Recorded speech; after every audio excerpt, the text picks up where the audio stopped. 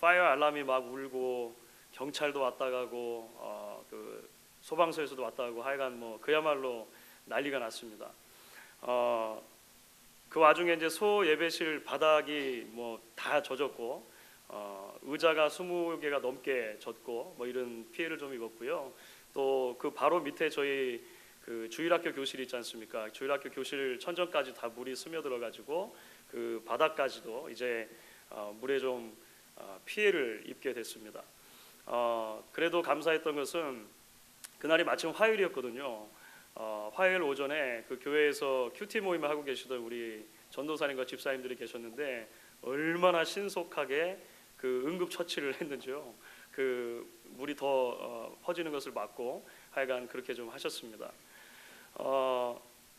다행히 그날로 그 업자를 불러가지고 담당자를 불러가지고 그 스프링클러 헤드는 고쳤습니다. 그래서 물이 뭐 더 이상 새는 것은 아닙니다만 이제 좀 피해를 입었기 때문에 그 피해를 복구하는 작업이 남아 있죠. 그 카펫을 비롯해 가지고 의자도 그렇고 또 그 아래층의 천정부터 해서 바닥까지 여러 가지 이제 피해 복구를 해야 될 줄로 그렇게 생각을 합니다. 이때 필요한 것이 뭐냐면 보험입니다. 보험. 그렇죠. 이때를 위해서 교회가 보험을 들어놓은 것 아니겠습니까? 그래서 이제 보험회사에 바로 연락을 취하고 사람이 나와서 일단 이 평가서를 어저스터가 나와서 평가서를 제출하고 이제 그 평가서를 몇 명 업자들이 지금 현재는 살펴보고 있고요. 그래서 이제 피해 상황이 뭐 좀 있지만은 그래서 또 저에게 불편함이 있지만 하여간 보험이 이제 그런 것들을 커버를 해가지고 앞으로 좀 이제 피해 복구를 하고 보수를 할 그런 계획 가운데 있습니다. 사랑하는 여러분, 우리가 인생을 살면서 보험을 드는 이유는 아주 간단합니다. 그렇죠? 불확실한 인생을 살아가는 동안에 필요한 일종의 안전장치를 마련하는 것이죠. 그렇죠? 안전장치를 마련하는 것입니다. 뭐 그것은 건강보험이든 생명보험이든 건물보험이든 자동차보험이든 뭐 그 어떤 종류의 보험이든 기본적인 개념은 같은 것 같아요. 내일 일이 아니라 사실 당장 이후에 일어날 일도 알 수 없는 상황 가운데서 잠깐 이후에 일어날 불안한 일들 또 좋지 않은 일들에 대해서 미리 대비를 하는 것입니다. 미리 예비를 하는 것이죠. 물론 가장 좋은 것은 무엇이냐면 우리가 염려하는 그런 그 불행한 일들이 닥치지 않는 것입니다. 그렇죠. 아무리 보험금을 많이 넣었다고 해도 내가 이 보험금을 다 못 쓰고 그냥 가다니 이렇게 아쉬워하면 안 되잖아요. 그죠? 건강한 게 더 좋은 거죠. 맞죠? 교회가 사고가 안 나면 더 좋은 거죠. 맞죠? 예. 그렇게 우리가 염려하는 일이 안 일어나면 가장 좋지만 늘 위험의 요소 가운데 살아가기 때문에 우리는 일종의 안전장치로 그런 보험을 들고 그것이 우리에게 상당히 유용하게 사용되는 그런 일들이라고 하는 것입니다. 그런데 여러분 아십니까? 신앙생활을 하는 데서도 일종의 안전장치가 필요합니다. 신앙생활을 함에 있어서도 보험이 필요하다라고 하는 거예요. 왜 그러냐면 우리가 성전에 올라가는 노래, 순례자의 노래를 이제 강의해 나가면서 첫 시간에도 말씀을 드렸던 것처럼요. 우리가 하나님의 은혜로 예수 그리스도를 믿고 믿음의 길에 들어섰을 때 그래서 이제 머나먼 순례의 길을 걸어가지 않습니까? 신앙의 길을 걸어갈 때 우리 앞에 열린 길은 무지갯빛이 찬란한 탄탄대로만이 아니기 때문에 그래요. 그렇죠? 여전히 믿음을 가지고 순례의 길을 걸어가는 와중에 우리에게 각종 재난과 각종 위험한 상황들이 닥칠 수 있는 가능성들이 대단히 많다는 것입니다. 오늘 시인이 표현한 것처럼요. 나의 도움이 어디서 올꼬? 도대체 누가 나를 도와줘야 하지? 라고 외칠 수밖에 없는 그런 상황들이 반드시 우리에게 온다는 것입니다. 바로 그때 우리를 흔들리지 않도록 꽉 붙들어줄 안전장치가 필요한 거예요. 그 고난과 아픔의 순간을 극복하고 계속해서 순례의 길을 벗어나지 않고 걸어갈 수 있도록 지탱해줄 그런 영적인 의미에서 보험이 필요하다는 것입니다. 오늘 우리가 함께 읽은 말씀은 참 유명한 시편입니다. 시편 121편 이 시편 121편의 핵심 메시지는 비교적 간단합니다. 하나님께서 우리의 보험이 되신다는 거예요. 하나님께서 우리의 신앙의 순례의 길에 우리를 그 어떤 상황 가운데도 붙들어 줄 안전장치가 되신다라고 하는 것입니다. 오늘 그 시인의 고백을 우리가 함께 생각하고 도대체 그것이 의미하는 바가 무엇인가, 그리고 우리의 삶 가운데 어떻게 적용될 수 있을까, 이런 부분들을 조금 더 그래서 같이 생각해 보기를 원하는 것이죠. 오늘 먼저 시인이 말하는 이 주제를요, 보다 좀 깊이 이해를 하기 위해서, 묵상하기 위해서 오늘 이 말씀 가운데 나타난 신앙 여정에서 만날 수 있는 여러 위험 요소들, 특별히 오늘 시편 121편이 이야기하는 대로 그 부분들을 좀 살펴볼 필요가 있는 것 같습니다. 시편 121편에서 시인은요, 한 사람의 순례자가 예루살렘을 향해서 가는 동안에 그 순례의 길 가운데 닥칠 수 있는 여러 위험의 요소들을 세 가지 정도로 요약해서 이야기를 합니다. 첫 번째는 뭐냐면 실족하는 경우예요. 실족하는 경우. 그렇죠?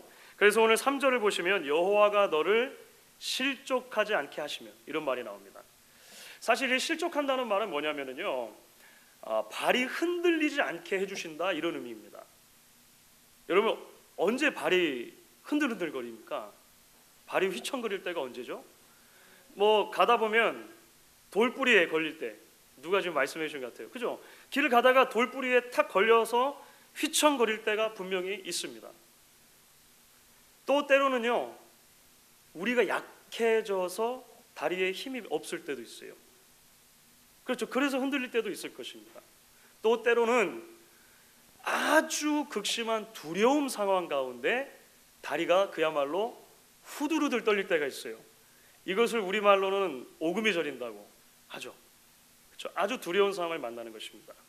우리가 인생을 살다 보면요, 이런저런 이유로 다리가 흔들흔들 거릴 때가 있으실 것입니다. 평탄할 줄 알았던 길에 불쑥 솟아나온 돌뿌리에 발이 걸려 넘어지는 거예요. 때로 일터에서 전혀 예상치 못한 사건이 불쑥 튀어나오기도 하실 것입니다.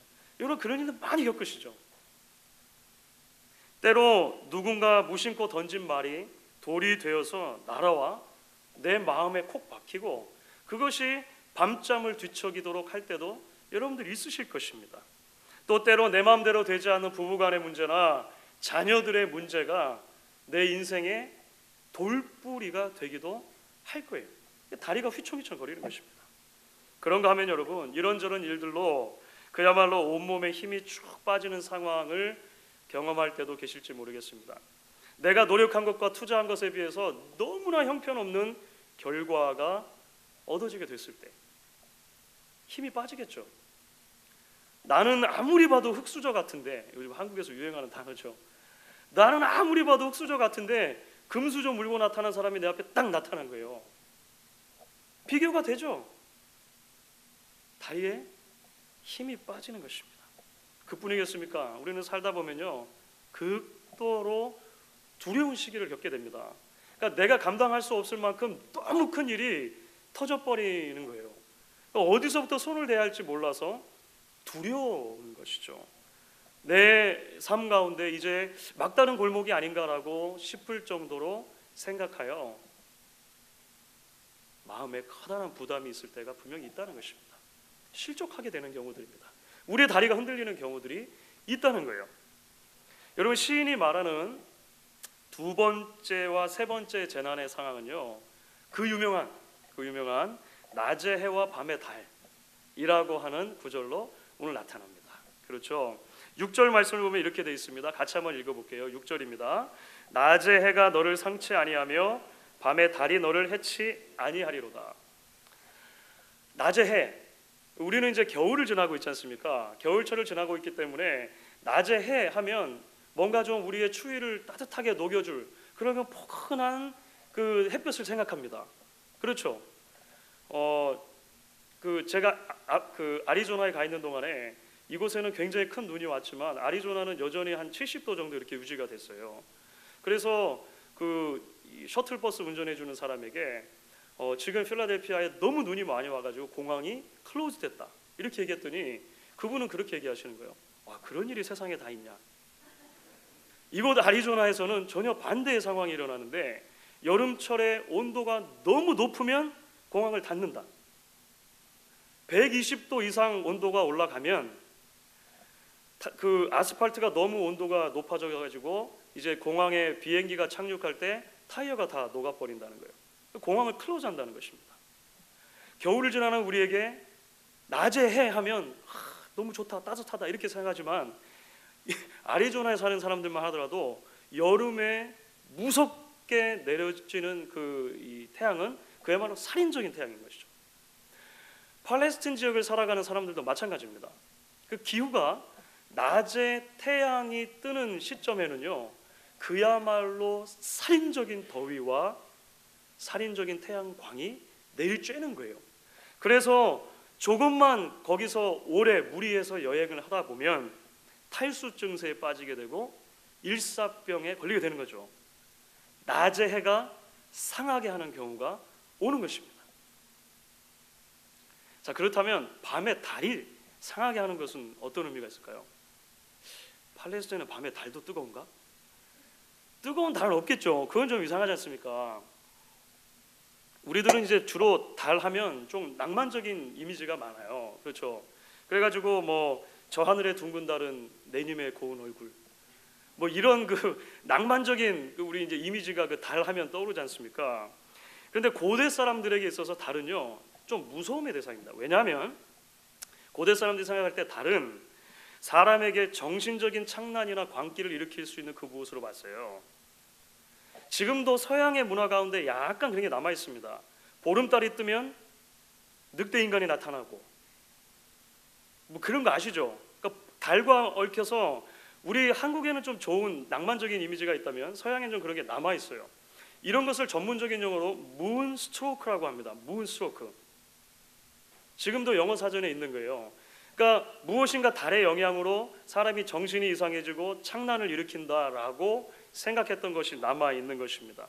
장거리 여행을 하는 가운데 피로와 염려에 눌린 나머지 정서적인 불안을 겪는다든지 우울증과 같은 감정적인 질병을 앓게 되는 것을 가지고 그래서 달이 너를 해친다. 문스트로크라고 하는 표현으로 시인이 우리에게 이야기를 해주고 있다는 것입니다. 그렇다면 여러분, 실족하게 되는 상황이나 낮의 해와 밤의 달이 우리를 해치는 상황들이 있는데 이 삶의 현실 가운데서 나의 도움은 천지를 지으신 여호와에게서로다 라고 고백하는 게 도대체 무슨 의미가 있냐라고 하는 것입니다. 어떻게 우리에게 적용될 수 있냐라고 하는 거예요. 좀 더 구체적으로요, 여호와께서 너로 실족지 않게 하시고 낮의 해와 밤의 달이 너를 해치 못하도록 지켜주실 것이다 라고 이야기했을 때 하나님께서 우리의 삶의 모든 위험 요소 가운데 가장 확실한 안전장치가 되어주신다고 했을 때 그것이 도대체 무엇을 의미하느냐라고 하는 것입니다. 여러분, 우리가 기억해야 할 것은요, 오늘 시인이 고백하는 내용이 성도들의 순례의 길에 그 어떠한 위험 요소도 닥치지 않을 것이다 라고 말하는 것과는 좀 다르다고 생각할 필요가 있겠습니다. 그렇죠. 성도라면 인생을 사는 동안 절대 돌뿌리에 걸려 넘어지지 않을 것이다. 성도라면 그 무더운 태양 아래서 몇 시간을 여행한다 하더라도 땀 한 방울도 안 흘리고 기분 좋게 여행할 것이다. 성도라면 인생을 사는 동안에 한 번도 정신적인 부담을 느끼지 않을 것이고 우울증이나 기타 신경쇠약을 전혀 겪지 않을 것이다. 성경이 그렇게 말하는 게 아니라는 것이죠. 이것은 성경 전체의 가르침과도 맞지 않고 우리 자신들의 경험이나 우리를 앞서갔던 수많은 믿음의 선배들의 경험과도 사실 맞지 않습니다.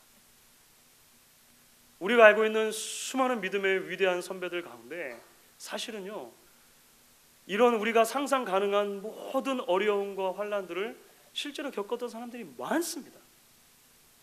종교개혁자 마틴 루터를 아시죠? 마틴 루터는 평생 우울증에 시달렸던 사람입니다. 여러분 상상이 되세요? 기질적인 우울도 있고 또 여러 가지 일에서 너무나 그 심적인 부담이 왔던 거예요. 칼빈은요, 칼빈 종교개혁자 가운데 또 칼빈은 별명이 걸어다니는 종합병원이었습니다. 몸에 하여간 사람이 상상할 수 있는 거의 모든 질병을 다 가지고 다녔어요. 칼빈입니다. 미국 인디언 선교의 기념비적인 인물로 남아있는 데이빗 브레이너드라고 있습니다. 데이빗 브레이너드의 생애와 일기라는 책을 정말 좋은 책입니다. 그분은요 평생을 만성적인 우울증이 있었고 나중에는 폐결핵이 있어서 29살의 나이에 요절합니다. 우리가 사랑하는 찬송이 있죠. 내 주여 뜻대로 행하시옵소서 라고 하는 찬송, 독일의 벤자민 슈몰크라고 하는 목사님이 작사를 했어요. 그런데요 그 벤자민 슈몰크 목사님은 평생 목회에 너무 어려움을 겪었습니다. 생명의 열매가 안 맺히는 거예요. 더군다나 하루는 사모님과 함께 신방을 갔다가 돌아왔는데 작은 오두막에 불이 나버렸습니다. 그 오두막 안에 두 아들이 있었어요. 그 두 아들을 화재에 잃어버립니다. 그리고 나서 쓴 찬송가 가사가 내 주여 뜻대로 행하시옵소서. 여러분들이 알고 있는 그 수많은 신앙의 사람들 가운데 평생 사는 동안 단 한 번이라도 돌뿌리에 걸려 넘어지지 않은 사람, 단 한 번이라도 낮의 해와 밤의 달에 어려움을 겪지 않았던 사람이 있습니까? 없다는 것입니다. 성도들도 발목에 다쳐요. 발목이 부러지기도 합니다. 성도들도 사기를 당할 때가 있습니다. 성도들의 자녀도요 말썽을 부립니다. 성도들도 자연재해를 피해갈 수 없을 때가 있고요, 성도들도 우울증을 겪기도 합니다. 오해도 받고 싸움이나 소송에 휘말릴 때가 분명히 있습니다. 그래서 그야말로 못 살겠다, 그야말로 죽고만 싶다 생각될 때가 성도들에게도 분명히 있다는 것입니다.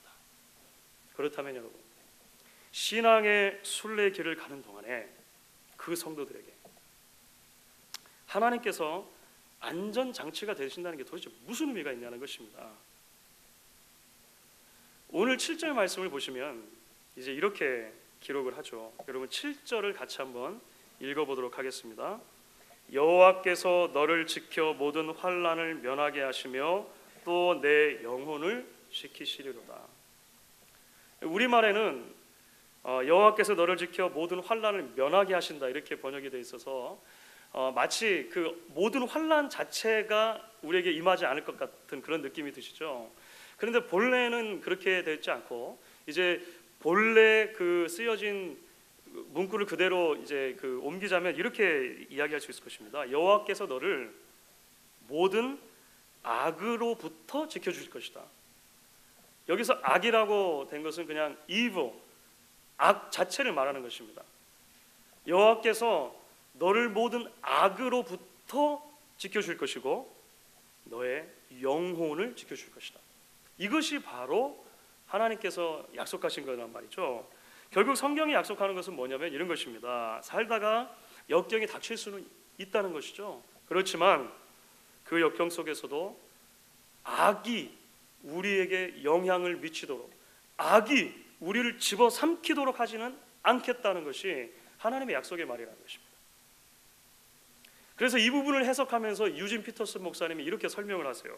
시편의 약속은 결코 우리가 돌뿌리에 채이는 일조차 없을 것이라는 말이 아니라 어떤 상황이나 질병, 사고, 고통도 우리에게 악한 능력을 행사해서 우리를 향하신 하나님의 뜻에서 우리를 벗어나게 할 수 없다는 뜻이다. 여러분 이해가 좀 되십니까? 우리를 앞서갔던 선배들은 그렇게 살았던 선배들인 거예요. 그 험한 인생길을 가는 동안에도 그 사건 자체가 자신을 송두리째 삼키지 않는다는 것을 하나님을 의지함으로 보았고 그 가운데 하나님 앞에 신앙의 고백으로 나아갔던 사람들이라고 하는 것입니다. 그렇습니다, 여러분. 신앙의 순례길을 걸어가면서 수많은 난관과 위험에 직면할 가능성이 노출되어 있는 저와 여러분이 오늘 붙들어야 할 말씀이 바로 이 하나님의 약속이라고 하는 거예요. 오늘 말씀 가운데 그래서 우리가 좀 재밌는 것을 발견합니다. 오늘 말씀 속에 여호와라고 하는 하나님의 이름이 많이 등장하거든요. 여호와께서 이런 여호와라고 하는 하나님의 이름이 등장하는데, 동시에 그 여호와라는 이름과 함께 그 하나님이 어떤 분이시냐를 설명하기 위해서 동일한 표현이 계속 반복되는 것을 여러분 보실 거예요. 그것이 바로 지키시는 자라는 표현입니다. 또는 지킨다. 오늘 시편 121편 1절부터 8절 8절 안에 여호와라고 하는 단어는 5번 등장하지만 지키다 혹은 지키시는 자, guardian이라고 하는 단어가 6번이 등장을 합니다. 여러분, 시인의 고백처럼요, 그 하나님은 천지를 지으신 창조주세요. 그렇죠. 그런데 그 천지 만물을 지으신 창조주 하나님께서 여러분 한 사람 한 사람을 지켜주신다는 것입니다.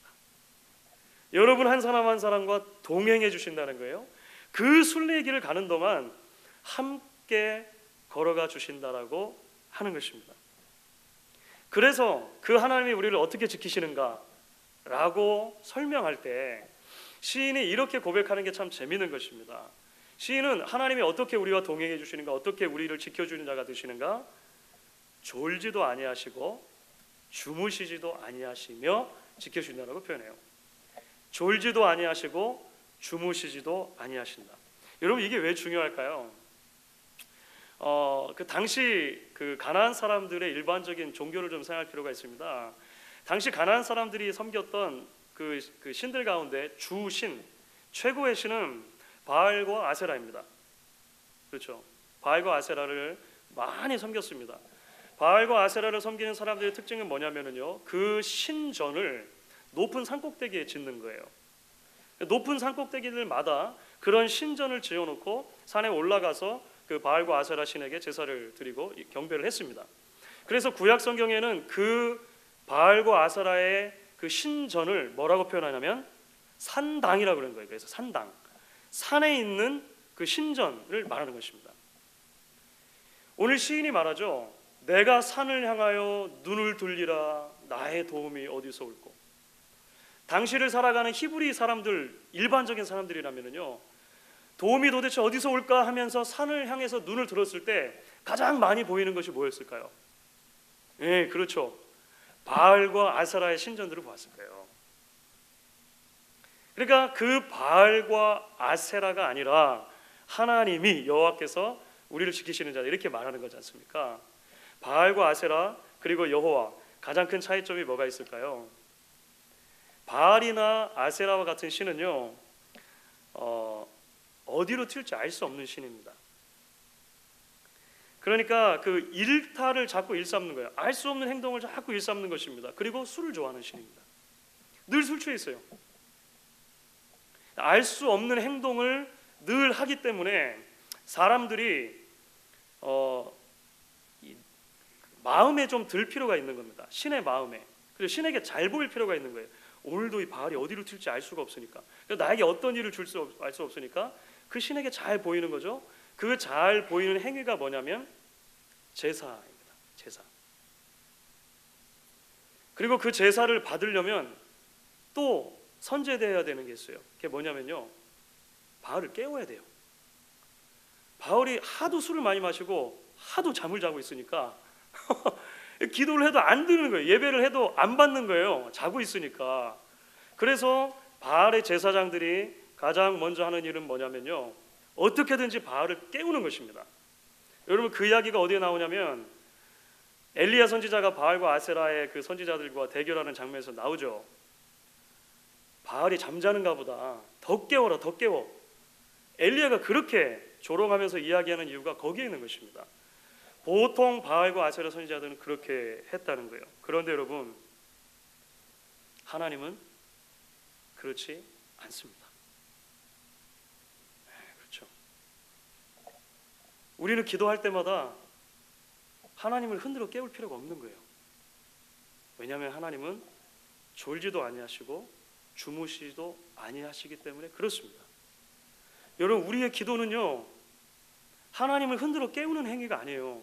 하나님 왜 도대체 가만히 계세요? 왜 아무 일도 안 하고 계세요? 왜 나의 삶에서 떠나 계세요? 하며 하나님을 흔들어 깨우는 게 아니라는 것입니다. 그럴 필요가 없는 거예요, 사실.